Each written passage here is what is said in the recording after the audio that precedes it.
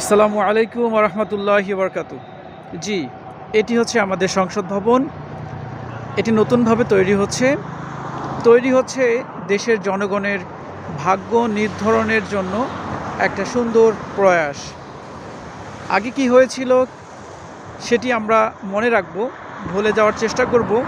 আমরা চেষ্টা করব আগামী দিন সুন্দর ভবিষ্যৎ বাংলাদেশের প্রতিটা মানুষের জন্য বয়ে আসুক।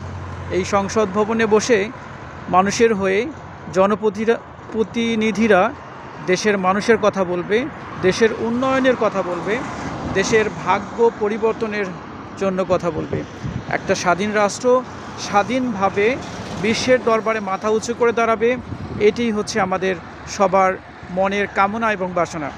হ্যাঁ, আমি চাই এদেশের যারা জনপ্রতিনিধি হয়ে আসবেন তারা ম্যাক্সিমাম মানুষ স্বতন্ত্র